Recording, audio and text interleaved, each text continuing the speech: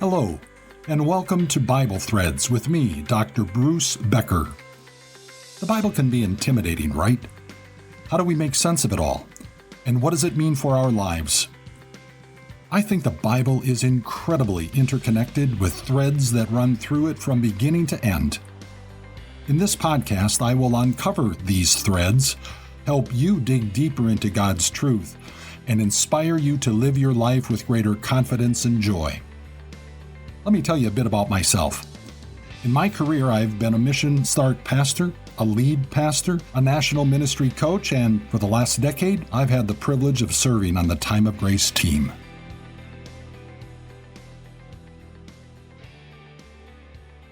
Today's episode is entitled Light and Darkness. You know, during World War II, the British government imposed blackout conditions all across England. The goal of this was to minimize outdoor light at night.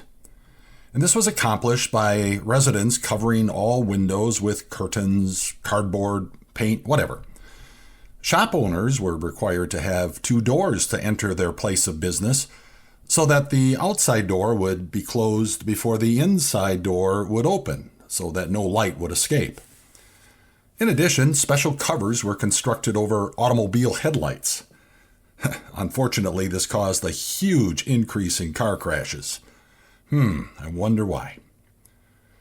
These blackout conditions were imposed to prevent the crews of enemy bomber aircraft from being able to identify their targets at night. The German Luftwaffe, the German Air Force, started a blitzkrieg. That's a word that means lightning war.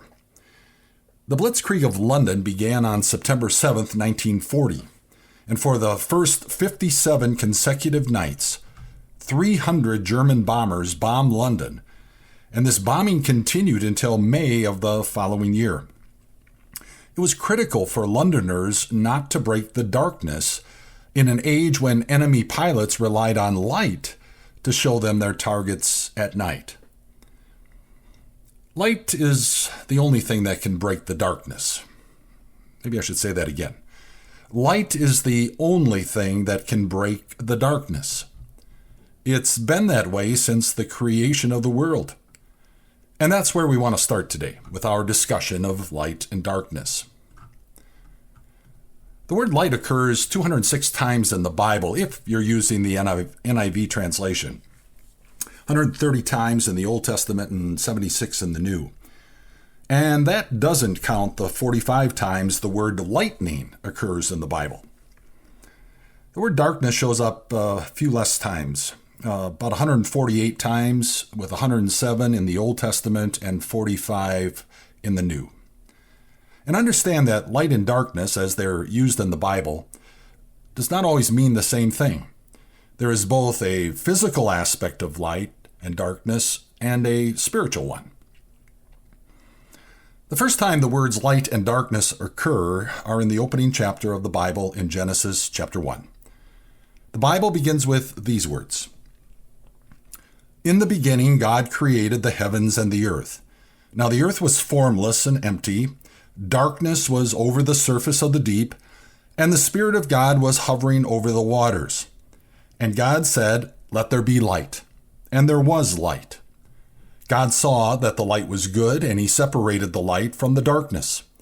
God called the light day, and the darkness he called night. And there was evening, and there was morning the first day. So, in the beginning, God.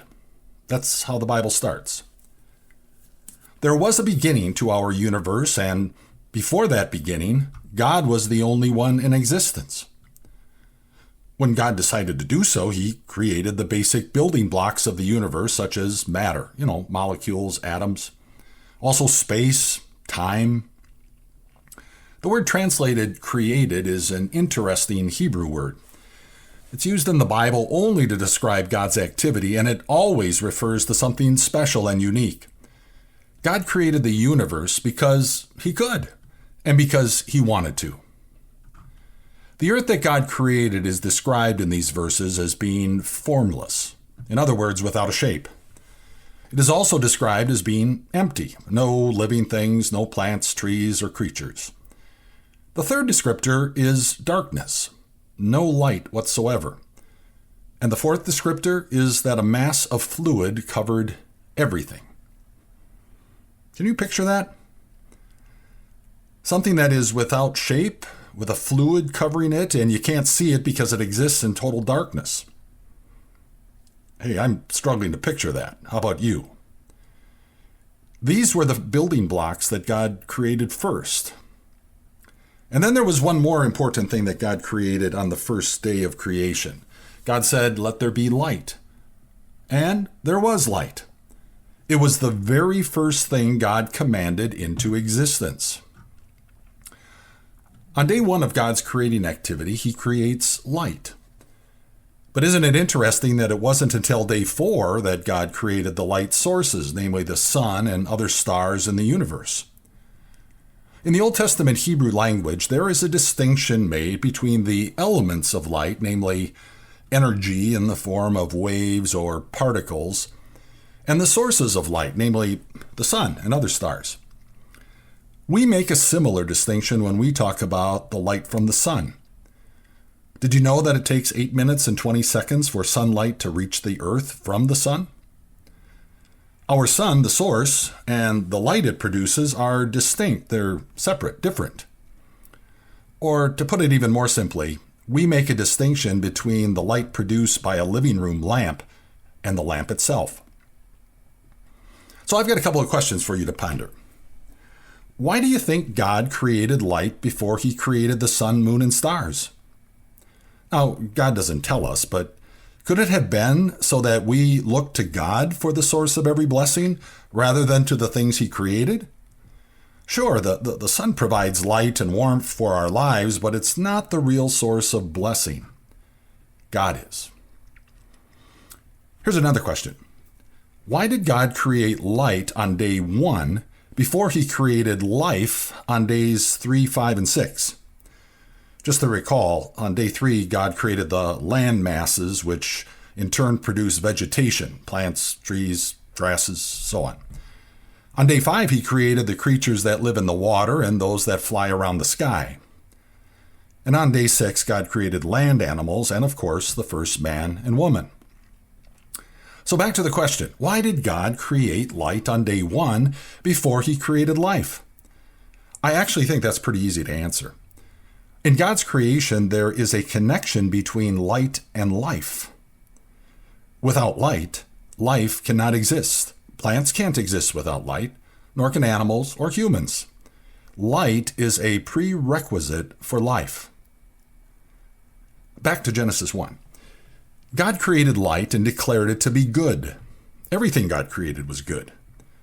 And the word translated as good has an emphasis of being pleasant or desirable or agreeable.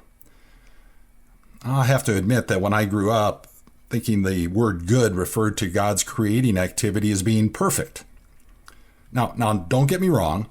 Everything God created was perfect. It's just that the word translated as good doesn't have that shade of meaning. However, when we get to the end of God's creating activity on day 6, Moses, the author of Genesis, wrote that what God created was very good.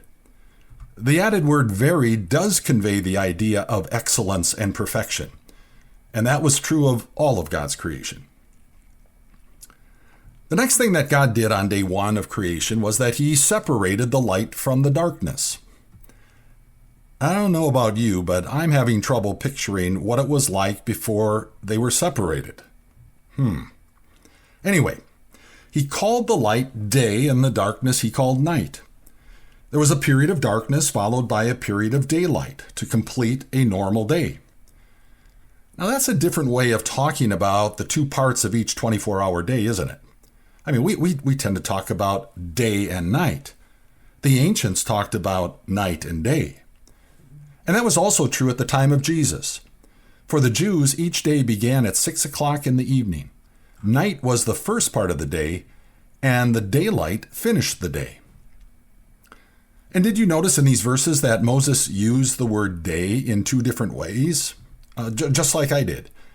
One way is to refer to the daylight hours, and the other is to refer to the period of time involving the darkness hours plus the daylight hours.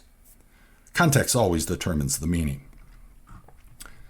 I mentioned earlier that although God created light on day 1, he didn't create the light sources until day 4.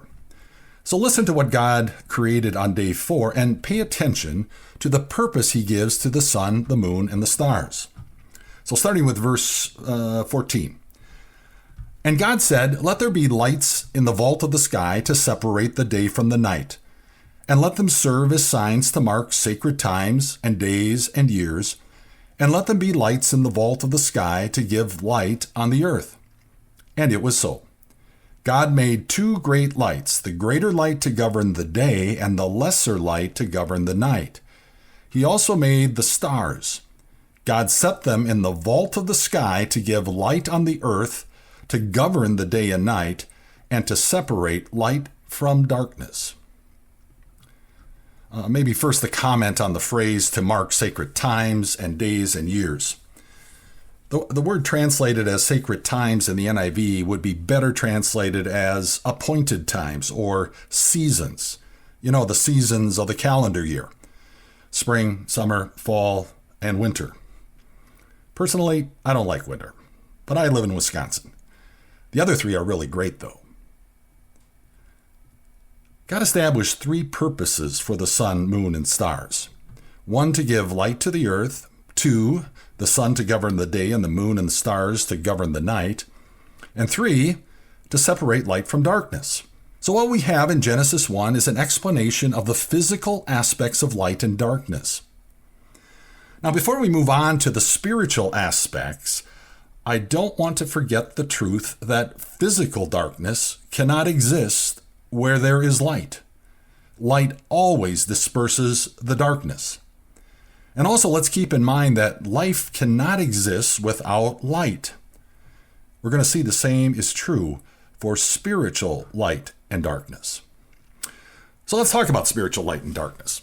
And let's start with who the light is before we get to what the light is. The Apostle John, in his biographical sketch of Jesus' life and ministry, which we call a gospel account, explains who the light is as well as the light's connection to life. Light and life are themes throughout John's gospel account of Jesus' life and ministry. John's gospel begins, "In the beginning." Notice how John starts his gospel with the exact phrase that Genesis begins with. "In the beginning was the Word, and the Word was with God, and the Word was God." Now, the word "word" refers to the Son of God, who was born into this world as Jesus. John continues, "He was with God in the beginning. Through him all things were made. Without him nothing was made that has been made. In him was life, and that life was the light of all mankind. The light shines in the darkness, and the darkness has not overcome it." Now, 2 chapters later, John records a conversation between Jesus and a religious leader by the name of Nicodemus. In the course of their conversation, Jesus shares with Nicodemus probably the most well-known verse in the Bible. "For God so loved the world that he gave his one and only Son, that whoever believes in him shall not perish but have eternal life." I think that's the very first verse in the Bible that I ever memorized. Maybe you did too. Then, just a couple of verses later, Jesus says, "Light has come into the world, but people love darkness instead of light because their deeds were evil. Everyone who does evil hates the light and will not come into the light for fear that their deeds will be exposed. But whoever lives by the truth comes into the light so that it may be seen plainly that what they have done has been done in the sight of God." So here Jesus established that he is the light, and the people who live by God's truth come into that light. People who embrace evil live in darkness and hate the light. Jesus established a definite contrast and in reality a conflict between light and darkness. Light equals Jesus and his truth. Darkness equals evil and its resulting evil deeds. Tell me, Are you living in the light, or are you living in the darkness? Now, just in case anyone didn't grasp what Jesus was saying to Nicodemus, he made it crystal clear a few chapters later, chapter 8, when he says, "When Jesus spoke again to the people, he said, 'I am the light of the world. Whoever follows me will never walk in darkness, but will have the light of life.'" Then in chapter 12, John records Jesus' theme of light and darkness once more. "Whoever believes in me does not believe in me only, but in the one who sent me. The one who looks at me is seeing the one who sent me. I have come into the world as a light, so that no one who believes in me should stay in darkness." Jesus is the light, who provides our escape from the darkness. Now, the Apostle John isn't the only Bible writer that contrasts light and darkness.